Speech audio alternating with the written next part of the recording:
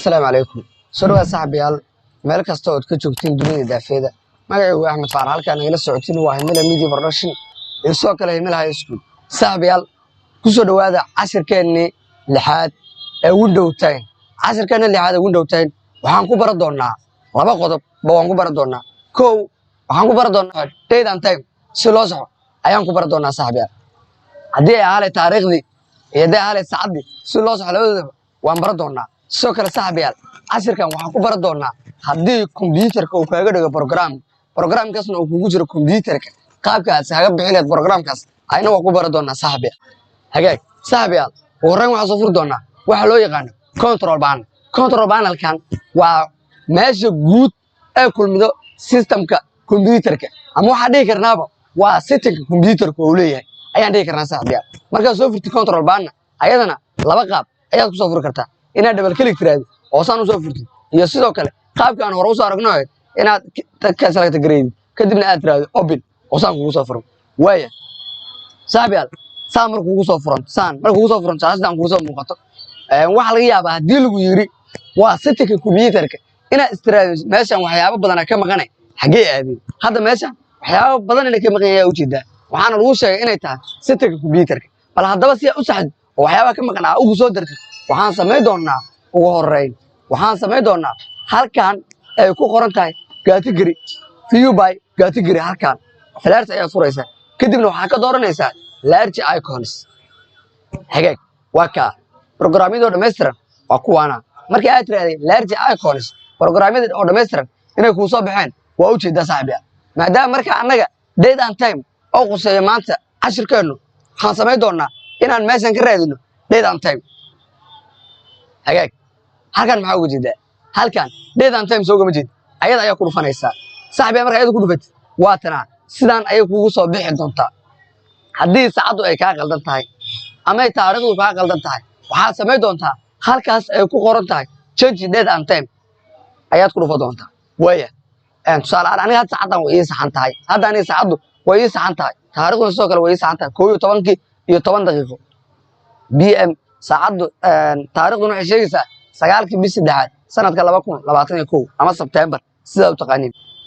waaya haddii aan rabo markaa inaan saxo saacadan oo aniga ay qaldan haddii aan rabo 12 kale inaan ka dhigo waxaan sameey doonaa halkan ayaa tiri doonaa kadibna waa bixi doonaa waxaa dhigi doonaa 12 hagaag halkan taariikhdu mare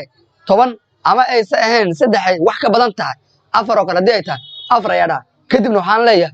okay ayaan leeyahay hadda marka okay tiraad maxaa u jeedaa halkan si isku bedesho fiirayso halkan maxaa u jeedaa 12 iyo 11 daqiiqo inay soo sheegto bis sagaalaad afarteed 2021 hagaag waxaan u maleeyaa qof walba way u jeedaa waxa aan sheegaa halkan saacadu maxay soo qortay 12 11 daqiiqo bishu maxay tiri waa afar waana bishii September ama bishii sagaalaad waa maalin ma taqaanaya sabti halkaas waxa dhamaa way isbedelay waaya ani marka waxaan rabaa in hadda sidoo hore saxda ahayd aan ka dhigto halkaas change date and time ay ku qoran tahay ku dhufana kadibna waxaan sameey doonaa qaybtan waa soo jiida halkan ayaa keena halkan waxaan ka dhigi doonaa marka 1 iyo 10 ayaa ka dhigi doonaa meeshaan 12 ayaa waxaan ka dhigi doonaa 1 iyo 10 waa ka ana saacadu waxay sheegaysaa 1 iyo 10 iyo waliba 3 iyo 10 daqiiqo marka meeshaan minidyo ayay kala horeydaa taariikhdan 3 bish ayaan u celina hagaag صاحبيال labadan falaarood yeerka labadan falaarood haddii aad PM AM u kala rabtid ayada ma ka sixi kartaa hagaag falaartan hoose hadaa ku dhufto ma u jeeda AM soo bax hadana ku dhufanaya PM u bedesh falaarta kor hadaa ku dhufto AM hadana ku dhufanaya PM kadibna waxa leeyahay okay halkan waxa siray okay halkan waxaad ku baran si loo saxo waxa la yiraahdo date and time marka waxaan rabaa computerka waxa ugu jira program inta badan programkaas wuxuu iga dhagaa computerka inaan iska baxso ayaan rabaa asaga dhanba inaan dileeyo ayaan rabaa haddii programka ogaa banaanka ka dileedid waxaa dhacay mararka qaar inuu saba dileedmeed oo meeshiisa uu joogo fadhida caadi inuu noqdo marka waxaan rabaa asaga dhanba gabiga ahaantiisba inaan cuno waxaan sameey doonaa halkan waa iska baxa waxaa soo galaa control panel ayaa marka la soo furo control panel marka soo furo waxaa meelaha ka raadinaya meel ay ku qoran tahay program